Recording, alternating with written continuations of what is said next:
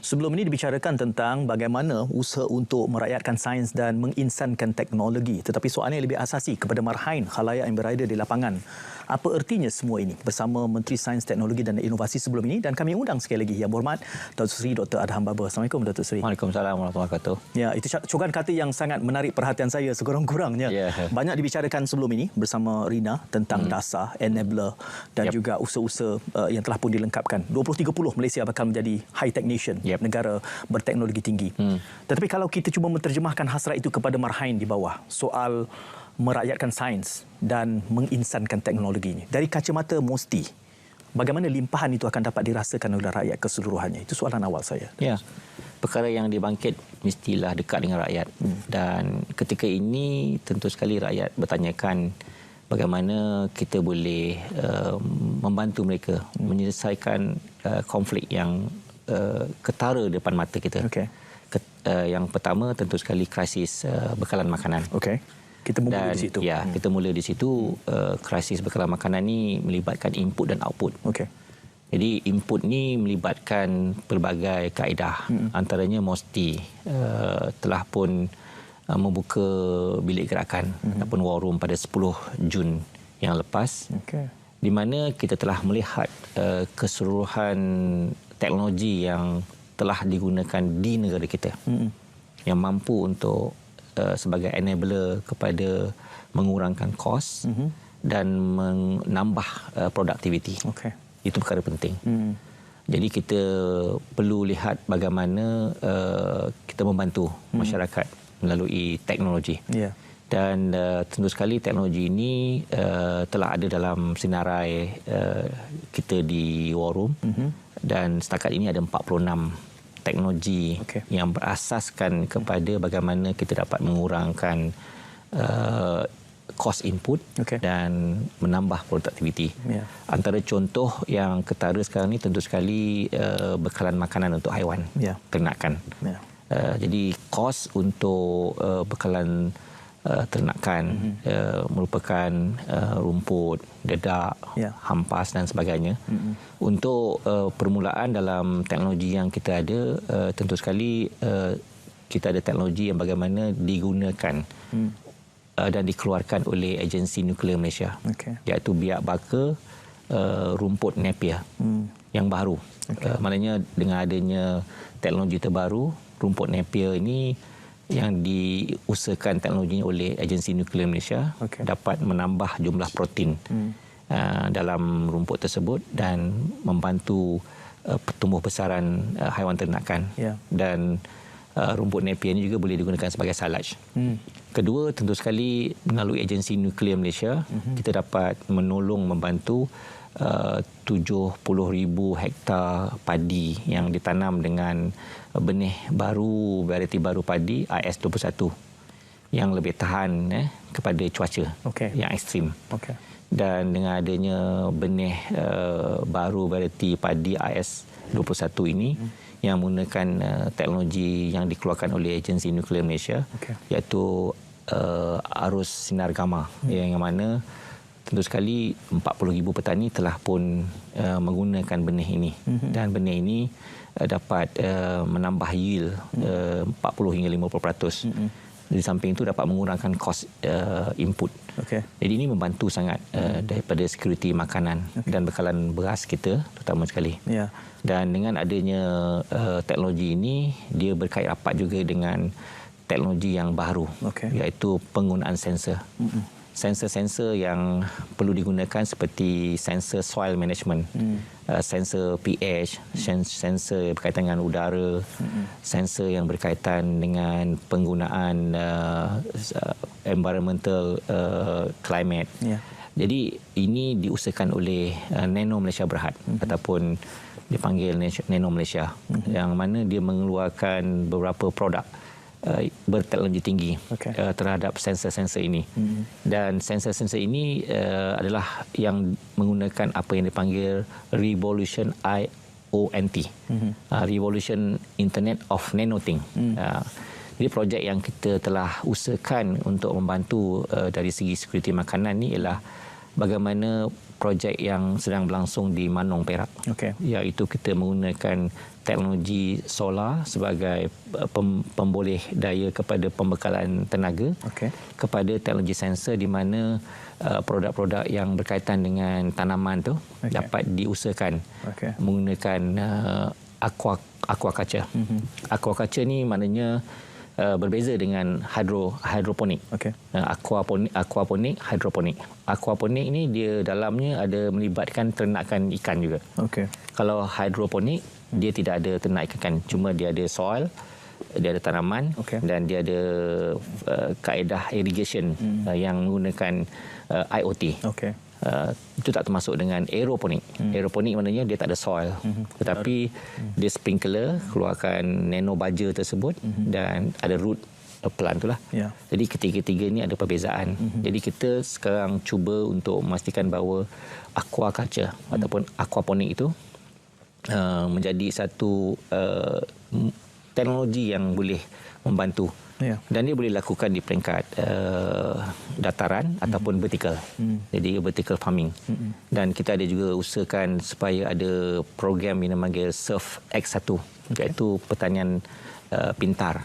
Bagaimana boleh menghasilkan produk-produk makanan, terutama sekali tanaman bermutu tinggi dalam keadaan yang dipanggil climate independent greenhouse, yang mana boleh membantu tanaman-tanaman yang bermutu tinggi dan menggunakan teknologi IoT, nano sensor, baja dan sebagainya.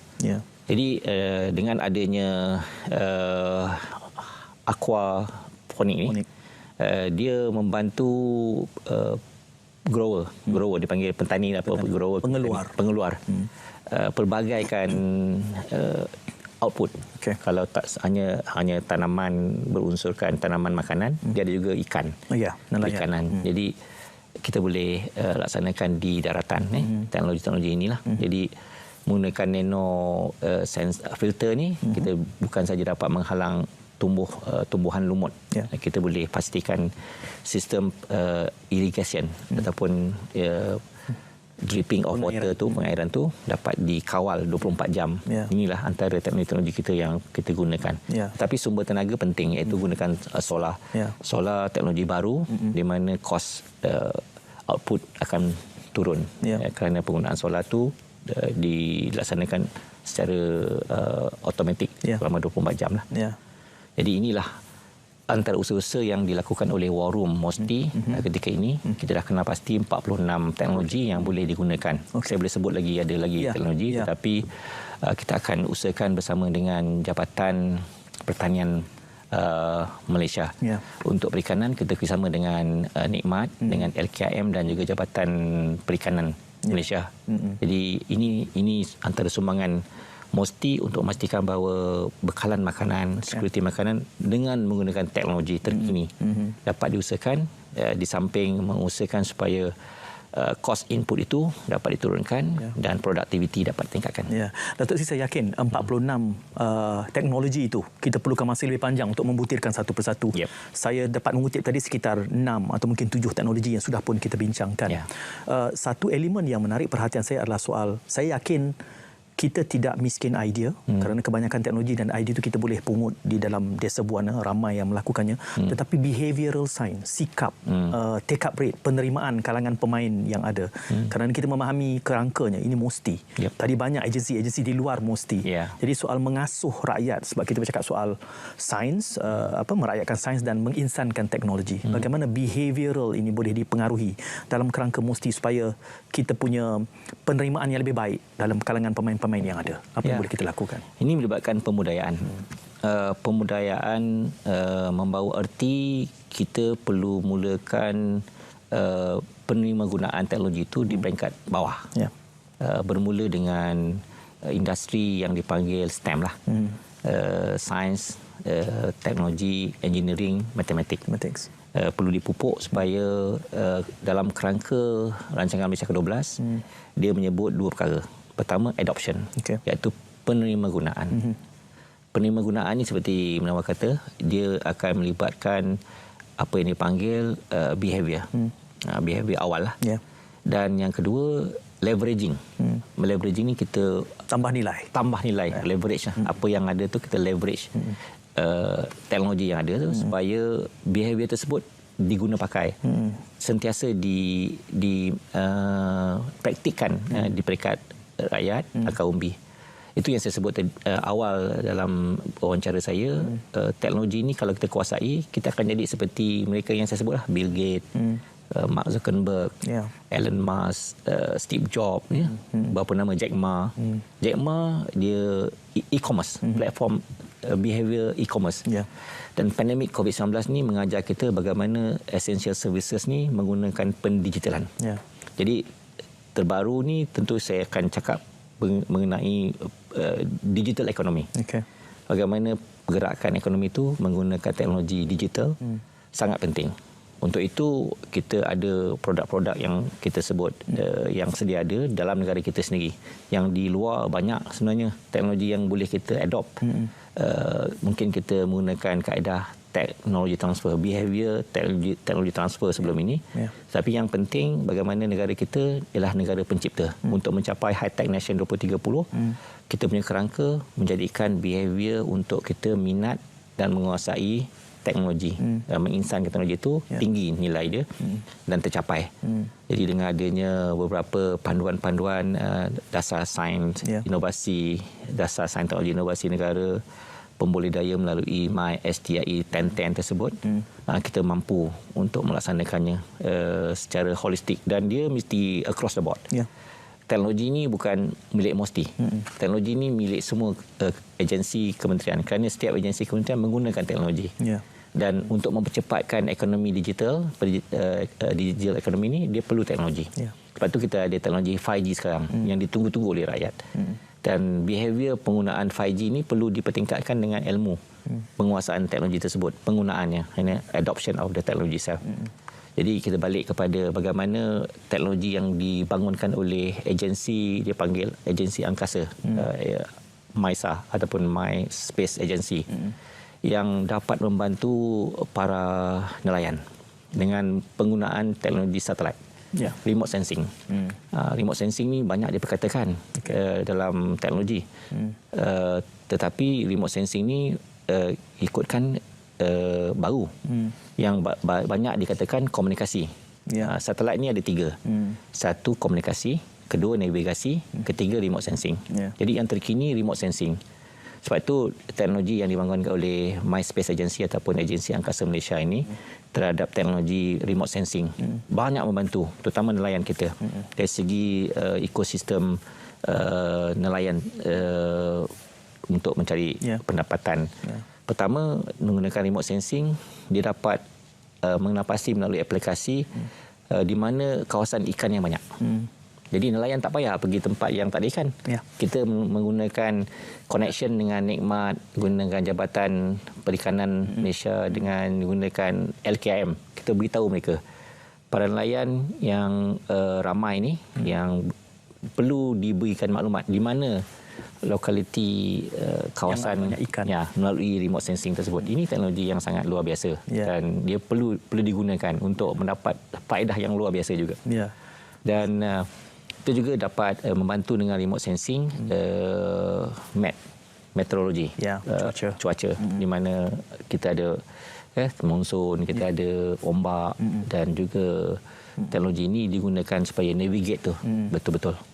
Jadi dengan adanya kerjasama antara Nikmat, LKM, Jabatan Perikanan Malaysia dengan MISA, MOSTI, kita sebenarnya membantu banyak, dan ini menambah input dan mengurangkan. Contoh, kalau mereka tepat pergi kepada lokasi yang tentu, penggunaan diesel akan kurang. Betul. Penambahan jumlah tangkapan akan bertambah. Ini yang membantu. Sangat membantu kita. Datuk Seri, ada beberapa soalan besar cuba saya gabungkan dalam 2 minit berbaki ni. 2030 Malaysia akan menjadi negara berteknologi tinggi. Kita tadi bercakap soal behavior. Selalunya membentuk behavior ini akan selalu saja dirujuk kepada Kementerian Pelajaran. Tapi hari ini saya bertanya kepada Menteri Sains, Teknologi dan Inovasinya. Kerana cabaran di Malaysia ini adalah membentuk pemikiran yang saintifik.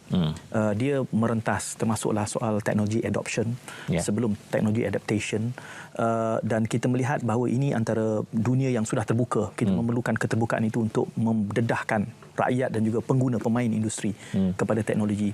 Tapi kita juga tahu halangannya soal ekonomi yang kemudiannya pergi kepada kementerian-kementerian lain. Tadi diceritakan tentang war room. War room untuk cabaran semasa. Bagaimana extension daripada war room itu boleh kita perkasakan supaya kita boleh mempengaruhi sikap dan pemikiran saintifik rakyat Malaysia dalam 2 minit yang berbaki ini, Datuk Seri. Berbalik kepada behavior menguasai sains, bidang sains, kita panggil sains bidang sains dan teknologi.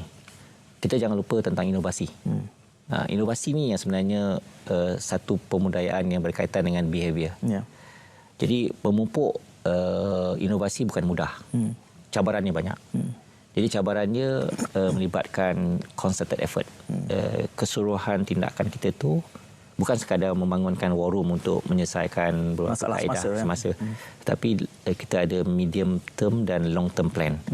Bagaimana pemudayaan berkait dengan ekonomi yang ada asas sains, teknologi dan inovasi itu sendiri.